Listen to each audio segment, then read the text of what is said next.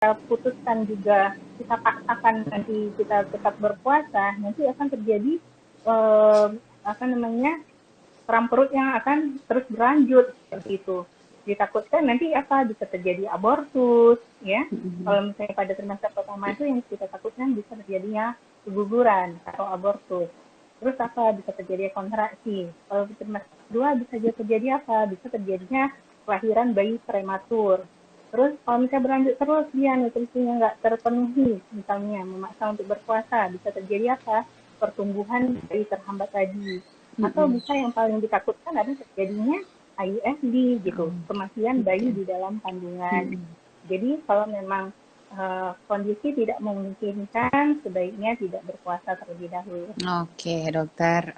Ini sudah terjawab. Mudah-mudahan Ibu Yusra Riri tadi ya yang bertanya. Terus kita lanjut nih dok. Ada pertanyaan dari Ibu Suci Maulida 26. Assalamualaikum dokter, saya mau tanya, bolehkah ibu hamil di trimester pertama minum air kelapa? Ini nih pasti nih mitos-mitos minum air kelapa jadi kram perut. Ya, Oke dokter, ya, silakan dok. ya, terima kasih. Jadi ibu-ibu memang air kelapa itu banyak sekali dipertanyakan ya. Iya, air kelapa. Jadi minum air kelapa boleh nggak dok? Saya minum air kelapa. Sebenarnya kandungan di air kelapa itu adalah ion-ion ya, ion-ion yaitu ion natrium, ion kalsium.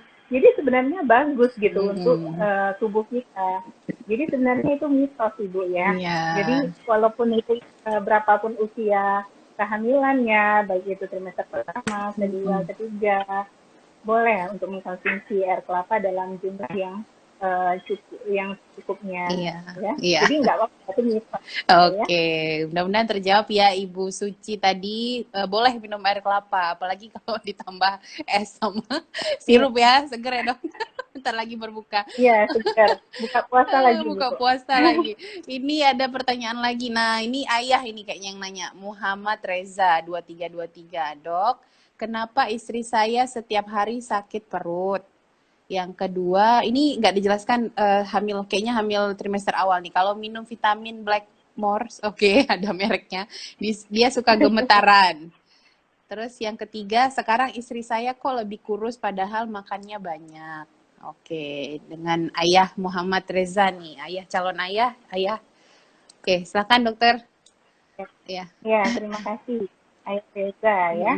Nah, ini sayang istri nih berarti nih. Ikut live.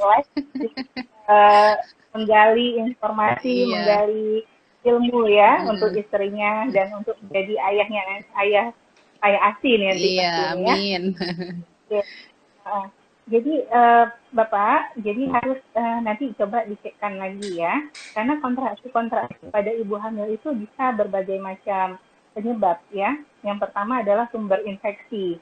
Sumber infeksi harus dilihat dulu sumber infeksinya dari mana. Misalnya ada infeksi saluran pernafasan, batuk, pilek, flu, gigi berlubang malahan ya. Orang yang sering sakit gigi gusinya bengkak, seperti itu. Sumber-sumber infeksi lainnya seperti infeksi saluran kencing, seperti itu, walaupun dia bersifat asimptomatis, tidak kelihatan jelas, itu merupakan sumber terjadinya kontraksi bagi rahim. Yang kedua adalah ini keputihan ya. Kadang-kadang ibu hamil itu mengeluhkan keputihannya tambah banyak seperti itu. Nah, itu bisa juga menimbulkan kontraksi. Jadi harus dicek terlebih dahulu kenapa bisa terjadi kontraksi yang terus-menerus yang tidak kunjung reda seperti itu. Jadi harus dilihat lagi Pak, coba dicekkan ya. Kalau saran saya Bapak harus bawa istrinya lagi ke dokter kandungan untuk memeriksakan lebih lengkap ya, mungkin dengan pemeriksaan lab, mungkin ditanyakan riwayat dulu apakah ada keputihan. Kalau memang ada keputihan, lebih bagus dilakukan swab vagina untuk mengetahui jenis kuman apa yang ada di dalam vaginanya ya.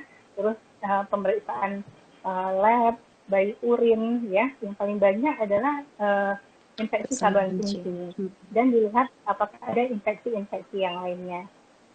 Terus apa lagi ya tadi ya? Tadi yang ini kan yang kedua minum salah satu merek vitamin. suka Oh ya. gemetaran, suka gemetaran Oh setelah ya. minum. Iya dokter, gimana? Tak gemetaran karena minum vitamin itu ya. Mungkin maksudnya berdebar kali Jadi ya. tersebar Ya. mungkin ya. Jadi kalau Mungkin. vitamin yang itu itu dosis asam folat ya Pak di situ ya. Di situ asam folat isinya. Asam folat itu di situ dosisnya 200 miligram per tablet. Jadi sedangkan ibu hamil itu membutuhkan apa namanya asam folat itu 400 Sebentar mikrogram per dokter, harinya. sepertinya Jadi sinyalnya nih. ya, Sinyalnya nih. Oke, udah. Lanjut dok. Ya. oke. Jadi harus minumnya 2 kali sehari. Tapi ada juga obat-obat lainnya itu dosisnya pas 400 mikrogram. Makanya minumnya 1 kali sehari aja cukup asam folatnya. Oke. Menurut saya bukan karena asam folatnya yang menyebabkan jantung berdebar-debar, ya. Coba Bapak periksakan dulu HB ibunya. Penyebab biasanya ibunya sering berdebar, lemas, atau merasa pusing, biasanya karena anemi dalam kehamilan. Biasanya paling banyak itu penyebabnya. Jadi bukan karena mengkonsumsi suplemen atau vitamin yang dibutuhkan untuk ibu hamil. Coba dicekkan dulu darahnya, gula darah mungkin, atau HB-nya ya. Yang paling banyak terjadi anemi dalam kehamilan. Jadi ibunya sering ngeluhkan sakit kepala gitu. Jadi ibu-ibu hamil itu kadang-kadang bingung ya, saya kok sakit kepala terus nih dok, kenapa nih kok sakit kepala terus? Padahal sampai minumnya ini anti nyeri kayak gitu. Padahal bukan anti nyeri sebenarnya obatnya. Tapi karena aneminya itu yang harus dikoreksi terlebih dahulu. Jadi cekkan dulu HB-nya, cekkan ferritinnya. Mungkin kadar HB-nya rendah memang, kadar ferritinnya rendah. Makanya dia harus dikoreksi dulu anemia. Jadi nanti setelah dikoreksi anemia, nanti ibunya nggak lagi pusing, nggak lagi gemetaran seperti itu. Atau gula darahnya mungkin memang yang rendah. Ya. Oke dokter, nih yang terakhir tadi istri lebih kurus padahal sudah makan banyak nih dok. Kira-kira kenapa nih dokter? Jadi istri lebih kurus karena udah makan banyak. Padahal ya. Coba sudah nanti makan diukur banyak. lagi. Coba diukur lagi BMI-nya ya Pak. Jadi lihat kenaikan berat badannya per minggu berapa. Jadi kita nanti akan melihat grafik penambahan berat badan istri itu akan meningkat seperti itu. Jadi seperti saya sebutkan tadi bahwa selama kehamilan itu dia terjadi kenaikan berat badan yang ideal pada ibu hamil itu adalah 11 sampai 16 kilogram. Gitu. Jadi nanti coba dihitung kembali BMI-nya sudah ideal atau belum. Mungkin ibunya memang dari awalnya memang udah kurus seperti itu ya. Walaupun udah makan banyak, karena sekarang udah berbagi ke dua ya, udah berbagi ke ibu dan janinnya, jadi perutnya yang nampaknya membesar, tapi ibunya tetap kurus singset gitu. Itu namanya hamil artis Pak, nggak apa-apa, hamil artis. Malah bagus ya nggak naik. Yang penting janinnya sehat. Yang penting bayinya sehat, makanya harus coba periksa juga bayinya ya, walaupun nampaknya ibunya slim, tapi kan belum tentu berat badannya tidak naik ya, belum tentu berat badannya tidak ideal. Makanya Bapak harus periksakan juga tentang pertumbuhan berat badan bayinya, biometri janinnya ke dokter kandungan, dilihat juga air ketubannya sesuai nggak dengan kondisi kehamilannya, usia kehamilan dengan pertumbuhan berat badannya pada saat ini. Oke, ya terima kasih dokter untuk pertanyaan sesi kedua ini. Saya rasa sudah ada 7 tadi ya pertanyaan, 7 atau 8 pertanyaan. Kemudian kita buka untuk sesi pertanyaan ketiga. Silakan untuk yang sudah bergabung, selamat bergabung di Instagram Live Aceh Peduli ASI. Ya, kita membahas tentang puasa pada ibu hamil, apakah boleh? Nah, dari tadi kita udah bahas kasus-kasus ya dokter ya, ada yang sudah hamil trimester 1, 2, dan 3, dan ada yang tetap berpuasa, ada juga yang tidak sanggup berpuasa. Yang pasti harus dilihat dari kondisi si ibunya. Nah, ini ada pertanyaan dari Ibu Wiji_Rasya nih dokter.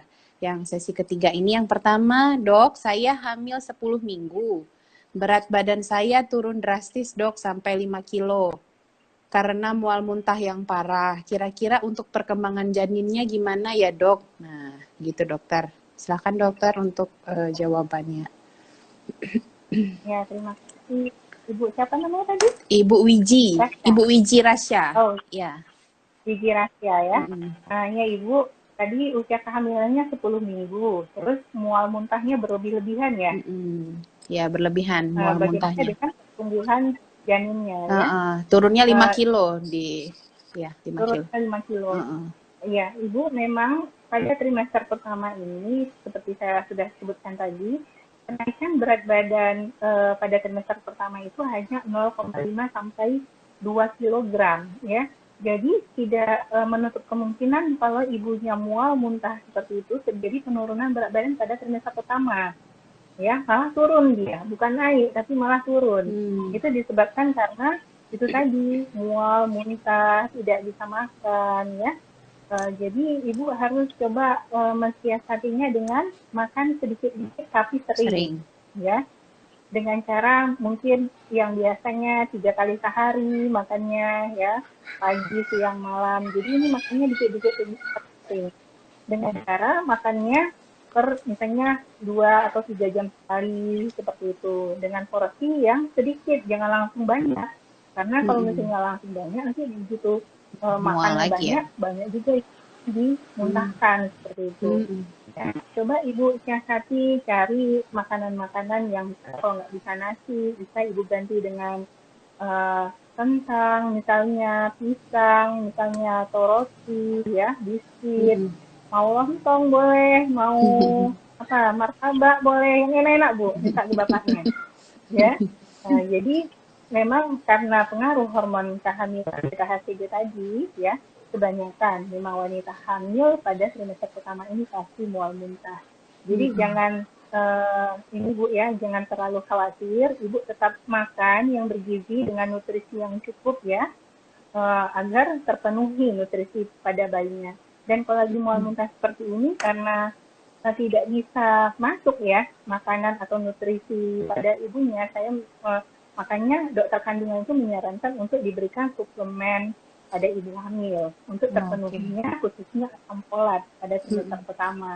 Betul. Jadi berat badannya akan turun, memang akan turun Mm-mm. kalau pada ibu-ibu yang masih mual muntahnya berat ya, Mm-mm. seperti itu ya. Oke, terima kasih dokter. Untuk Ibu Wiji Rasya, berarti ini nggak boleh puasa ya dokter ya, sementara karena kondisi, Jangan puasa iya dulu. betul, karena kondisinya yang sedang mual muntah, apalagi berat badannya yang turun banyak sampai 5 kilo, padahal baru hamil 10 minggu ya. Dan jangan stres ya dok, penting sekali tuh, jangan stres. Udah kayak gitu tambah stres, Ya, tambah mual lagi ya dok ya, naik asam lambungnya. tambah mual Iya nanti ibu. makanya. Oke, kita lanjut. Ini ada Ibu Eva Wamor. Assalamualaikum dokter, saya hamil udah 5 bulan. Tapi masih mual-mual kalau perut saya kosong. Apakah di kondisi seperti saat ini saya boleh berpuasa? Gitu dokter. Silakan dok, dijawab. Ya, terima kasih Ibu Eva. Walaupun usia kehamilan Ibu sekarang 5 bulan ya, mungkin disebabkan karena